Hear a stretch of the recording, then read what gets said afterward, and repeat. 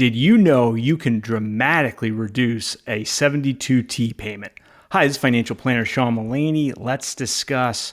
So 72T, I recently did a video about them. They could be a lifesaver when we get to our late 40s or early to mid 50s and we say, look, I've got more than enough to retire today, but most of it's trapped in a 401k or traditional IRA. What am I going to do if I retire today? That 10% early withdrawal penalty is going to crush me. Well, the 72T can be the life raft. What it can do is it can allow you to access your retirement accounts before age 59 and a half and not pay that pesky 10% early withdrawal penalty. But it does require a lock-in. Generally speaking, once you sign up for that 72T payment, you got to take it every year through the end of the 72T term. And if you don't, there could be some hefty early withdrawal penalties on all the previously taken payments, plus interest charges. Nobody wants that, right? So it's inflexible, but there is a big out. What the rules allow is they say, you know what you can do is you can make a one-time shift from taking that flat payment. In my example, we did 80 in the previous video, so let's run with that, right? We take a 72T payment starting when we turn 53. We take that every November. We run with that as an 80,000 flat annual payment. We're locked in until we turn 59 and a half. But we're allowed this one change where we can say, no, we're not going to do the 80,000 a year. What we're going to do instead is we're going to compute a required minimum distribution every year. And in most cases, it's going to turn out that that required minimum distribution is way lower than our original payment. Not always, by the way, but I would think in most cases, the math is going to work out that way. Look, your 72T IRA could go to the moon and now you're paying more through the RMD method. But I would think in most cases, you'd be paying less. In fact, maybe a whole lot less in terms of a 72T distribution, so less tax. So what you have to do is, let's say we're 57, right? We've been taking this 72T payment for 4 years.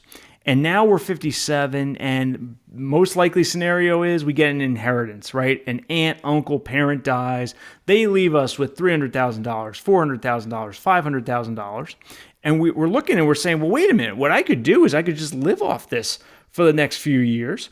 I wouldn't have to take any of that 72T to fund my life. Why am I taking that again, right? I don't want to pay taxes on $80,000. Well, the thing is, though, you've agreed to do it and you got to take it. However, you can't just change it willy-nilly, but they allow you a one-time change where you could reduce significantly that amount. So let's say, we're 57 years old and maybe our YouTube channel blows up and now we're making all this money. By the way, subscribe to my YouTube channel and like this video.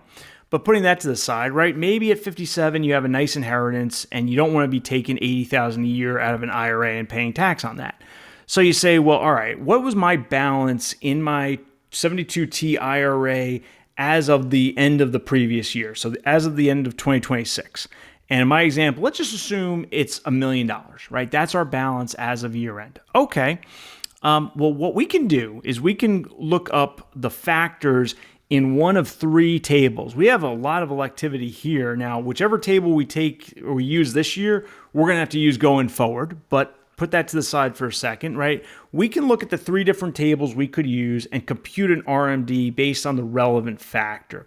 So let's do that, right? The first table they offer us in terms of what could we use is this single life table from the regulation. I'll link to it in the show notes below. Here's the regulation. I got to I had scrolled to a different table that we'll come back to. So here's the single life table. So all we do is we look up our age that we turn this year, our birthday age this year. I'm positing 57 years old. So look at that. 57, the factor off that table is 29.8. Okay, so let's put that into our little spreadsheet. 29.8. So what we would do is we'd take the prior year end balance, the $1 million, divided by that factor, and this is not very difficult programming. A lot of you are spreadsheet nerds. I bet you could do that very easily, right? We would take a 72T payment if we use this table, this single life table, of $33,557. That's good. That's a great place to start, right? But maybe we could do a little better. We can also look to the uniform life table at the end of notice 2022-6. And there's a PDF I have with that, and I'll link to that. That's just from the IRS. No magic there. So we go to this table And on page 12 of 13, look at that. 57 gets a factor of 41.6. That might be very helpful to us. So let's put that into our little thing here. 41.6 is the factor. And let's do some math, right? We have the 1,000. We can actually just do tab, right? So there we go, 24,000. So we can reduce this 80,000 taxable payment to 24,000 and a little change. We're doing really well. Now there's one other table we could do, and it's a joint life expectancy table that's in the regulation. And this looks at two different ages. One age is our age, so we're turning 57 this year. That's the age we're going to use. But then we also look at the age of our primary beneficiary. And it's the primary beneficiary on January 1st of this year, which reduces gamesmanship. We don't want to be doing gamesmanship here anyway, but let's say we're married, right? And in many cases, it's going to make sense for the 100% primary beneficiary to be our spouse. So say our spouse's birthday this year is also 57. We look up, there's a big long chart in this regulation. I do apologize. I'm going to have to do some scrolling here.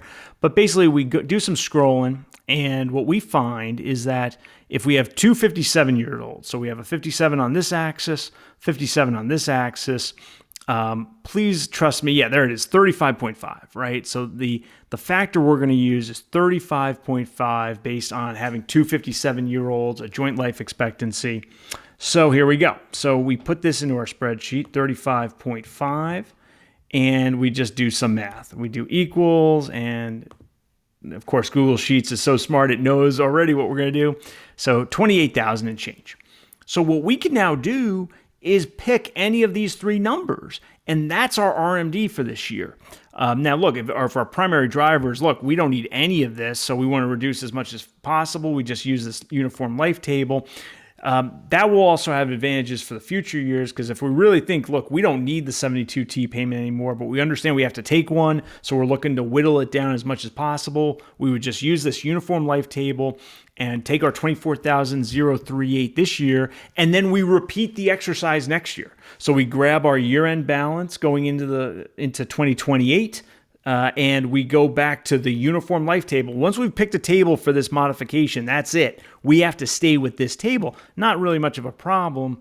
Now, maybe we're saying, well, we want to reduce, but we don't want to reduce that much, so maybe we would use this table. And again, you would use the balance. That always is going to be the balance, whatever it is at year end.